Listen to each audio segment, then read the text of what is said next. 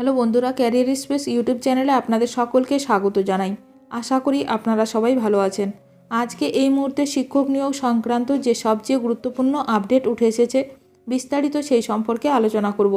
তাই ভিডিওটি অবশ্যই শেষ পর্যন্ত দেখবেন নিয়োগ সংক্রান্ত অনেক নতুন নতুন আপডেট পাওয়ার জন্য।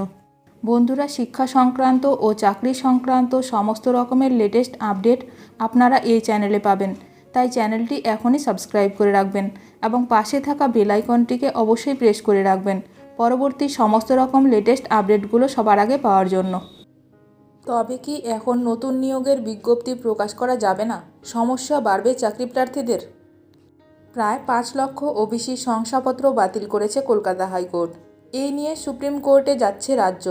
নবান্নের সূত্রে খবর, ইতিমধ্যেই আইনজীবীদের সঙ্গে কথা বলে প্রশাসনের সর্বোচ্চ স্তর থেকে যত দ্রুত সম্ভব সুপ্রিম কোর্টের দ্বারস্থ হতে নির্দেশ দেওয়া হয়েছে।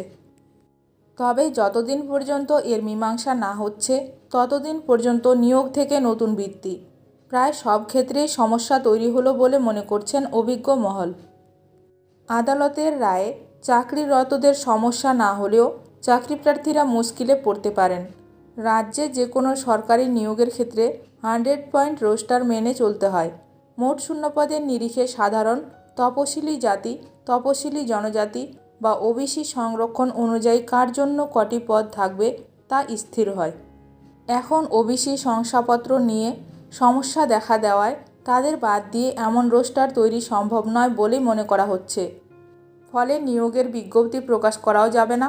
তাছাড়া আবার যাদের চাকরির পরীক্ষা ইতিমধ্যেই নেওয়া হয়ে গেছে সেখানে নির্বাচিত যোগ্যদের ডাকা আপাতত সম্ভব নাও হতে পারে। যতদিন না এই সমস্যার সমাধান হচ্ছে ততদিন এই অনিশ্চয়তা থাকবে। প্রশাসনের এক কর্তার কথায় রাজ্য সুপ্রিম কোর্টের দ্বারস্থ হতে চলেছে, কিন্তু সেখান থেকে ন্যূনতম স্থগিতাদেশ পাওয়া না গেলে সমস্যা থেকে যাবে।